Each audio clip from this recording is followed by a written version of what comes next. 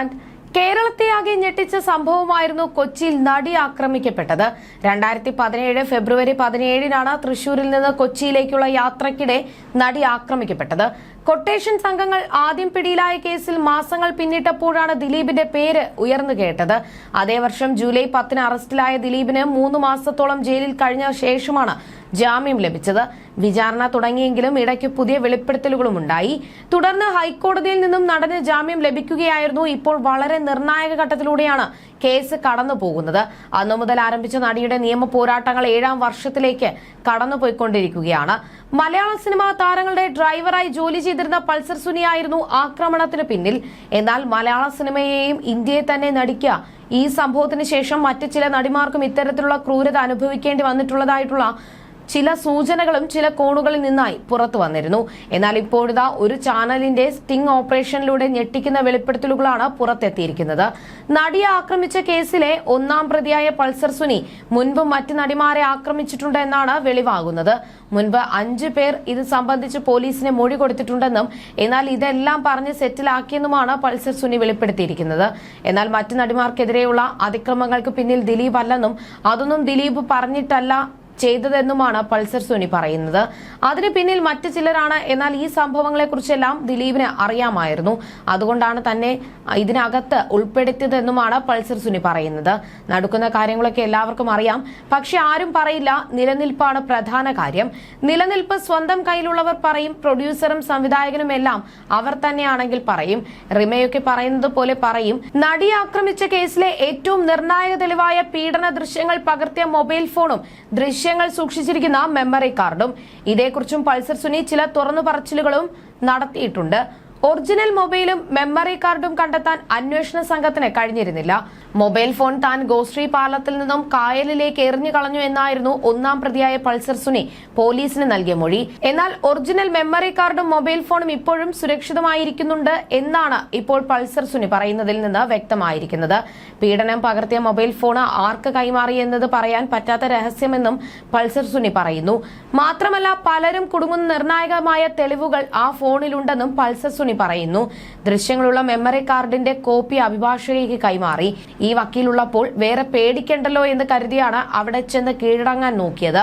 പക്ഷേ ആ വക്കീൽ തങ്ങളുടെ പാസ്പോർട്ട് അടക്കമുള്ളവ കോടതിയിൽ കൊടുത്തു. വിജീഷിന്റെ പാസ്പോർട്ട് സറണ്ടർ ചെയ്തു. അങ്ങനെയാണ് ആ വക്കീലുമായുള്ള വിശ്വാസം നഷ്ടപ്പെടുന്നത്. നമ്മൾ സേഫാകാൻ നോക്കിയപ്പോൾ പുള്ളി അത് കോടതിയിൽ കൊടുത്തു. മെമ്മറി കാർഡിന്റെ കോപ്പി പോലീസിന് ലഭിച്ചില്ലായിരുന്നുവെങ്കിൽ ഇത്ര നാൾ ജയിലിൽ കിടക്കേണ്ടി വരില്ലായിരുന്നു. ഒറിജിനൽ ഫോൺ ഇത്ര നാളായി കണ്ടെത്താൻ സാധിക്കാത്തത് പോലീസിന്റെ കുഴപ്പമാണെന്നും പൾസർ സുനി പറയുന്നു.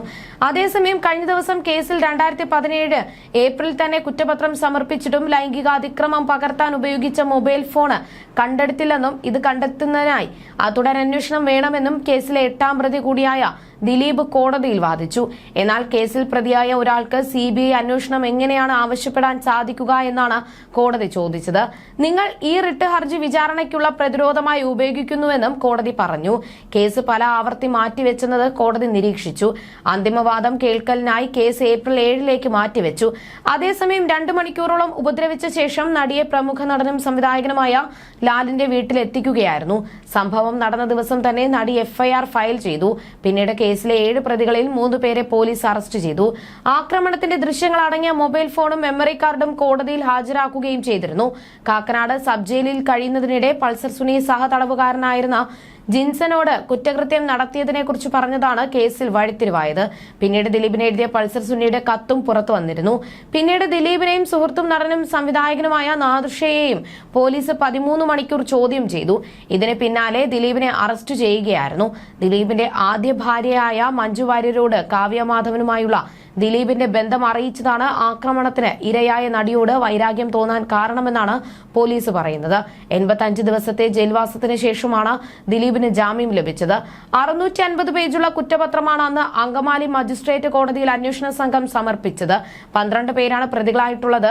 ദിലീപ് കേസിൽ 8ാം പ്രതിയാണ്. നടിയും ദിലീപിന്റെ മുൻ ഭാര്യയുമായ മഞ്ജു വാര്യരെ പ്രധാന സാക്ഷിയാക്കി ഉൾപ്പെടുത്തിയിട്ടുമുണ്ട്. ആക്രമണം നടന്ന് ഏകദേശം 3 വർഷങ്ങൾക്ക് ശേഷമാണ് പിന്നീട് കേസിൽ വിചാരണ ആരംഭിച്ചത്. വിചാരണ അവസാനിക്കാറായ വേളയിൽ ദിലീപിന്റെ മുൻ സുഹൃത്തും സംവിധായകനുമായ ബാലചന്ദ്രകുമാർ നടനെതിരെ ആരോപണങ്ങൾ ഉന്നയിച്ചതും വലിയ ചർച്ചയായിരുന്നു. ദിലീപിന്റെ കൈവശം ആക്രമണത്തിന്റെ ദൃശ്യങ്ങൾ ഉണ്ടെന്ന് ബാലചന്ദ്രകുമാർ പറഞ്ഞിരുന്നു. ഇക്കഴിഞ്ഞ ഡിസംബറിൽ വൃക്ക രോഗത്തെ തുടർന്ന് ദീർഘകാലമായി ചികിത്സയിൽ കഴിയുകയായിരുന്ന ബാലചന്ദ്രകുമാർ അന്തരിച്ചിരുന്നു. നടി ആക്രമിക്കപ്പെട്ട കേസിലെ അന്വേഷണത്തിൽ വഴിത്തിരിവായത് ബാലചന്ദ്രകുമാർ നടത്തിയ വെളിപ്പെടുത്തലുകളാണ്. ഈ വെളിപ്പെടുത്തലുകൾക്ക് ശേഷം ദിലീപിനെതിരെ വധഗൂഢാലോചന, തെളിവ് നശിപ്പിക്കൽ തുടങ്ങിയ കുറ്റങ്ങളും ചുമത്തുകയുണ്ടായി. നേരത്തെ ബലാത്സംഗ കേസിലെ ഗൂഢാലോചന കുറ്റമായിരുന്നു ദിലീപിനെ ചുമത്തിയിരുന്നത്. ദിലീപിന്റേതടക്കമുള്ള നിരവധി ഓഡിയോ തെളിവുകളും ചന്ദ്രകുമാർ പുറത്തുവിട്ടിരുന്നു. കേസിൽ അന്വേഷണ ഉദ്യോഗസ്ഥരുടെയും ചാനലുകളുടെയും മറ്റും താൽപര്യത്തിന് അനുസരിച്ച് പ്രവർത്തിച്ചിട്ടും അവസാന കാലത്ത് അദ്ദേഹത്തെ സഹായിക്കാൻ ആരും തയ്യാറായതായി തനിക്ക് അറിയില്ലെന്ന് സംവിധായകൻ ശാന്തിവിള ദിനേശും പറഞ്ഞിരുന്നു. ബാലചന്ദ്രകുമാറിനെ അടക്കിയത് തൈക്കാട് ശാന്തി കവാടത്തിലാണ്. എനിക്ക് പോകണമെന്നുണ്ടായിരുന്നു, പക്ഷേ എന്നെ തെറ്റിദ്ധരിക്കുന്ന കുറെ പേർ അവിടെ ഉണ്ടാകുമല്ലോ. ഞാൻ ദിലീപിന്റെ ആളാണെന്നാണല്ലോ പറയുന്നത്. അങ്ങനെയല്ലെന്ന് എനിക്കല്ലേ അറിയൂ. ഞാൻ ബാലചന്ദ്രകുമാറിന്റെ മൃതദേഹം കാണാൻ ചെന്നാൽ കളിയാക്കാൻ ചെന്നതാണെന്ന് ഒരുപക്ഷെ ചിലർ പറഞ്ഞേക്കാം. അല്ലെങ്കിൽ അവിടെ ഷീബ നിൽക്കുന്നുണ്ടെങ്കിൽ അവർ എനിക്കെതിരെ പൊട്ടിത്തെറിക്കാം. അങ്ങനെ ഒരു സീൻ ഉണ്ടാക്കരുതെന്ന് വിചാരിച്ചതുകൊണ്ടാണ് അവിടെ പോകാതിരുന്നത്. ബാലചന്ദ്രകുമാറുമായി എനിക്ക് ഒരുപാട് അടുപ്പമുണ്ടായിരുന്നു. അതായത് പിക് പോക്കറ്റ് എന്ന സിനിമ നടക്കുമെന്ന് ഉറപ്പുണ്ടായിരുന്ന കാലം വരെ നല്ല സുഹൃത്തായിരുന്നു. അത് കഴിഞ്ഞ് ദിലീപിനെ ശത്രുപക്ഷത്താക്കിയപ്പോഴാണല്ലോ മറ്റു ചിലരെ കൂട്ടുപിടിച്ച് എനിക്കെതിരെയും തിരിഞ്ഞത്. അതോടെ ഞാനും അദ്ദേഹവുമായുള്ള ബന്ധം അവസാനിപ്പിച്ചല്ലാതെ എനിക്ക് എന്തിനാണ് അദ്ദേഹവുമായി പിണക്കം? കുറെ കാലം എന്നെ ആവശ്യമില്ലാത്ത കുറെ തെറികൾ അദ്ദേഹം പറഞ്ഞു. എന്റെ വീട്ടിൽ വന്ന് അദ്ദേഹം എന്നോട് പറഞ്ഞ കാര്യമുണ്ട്.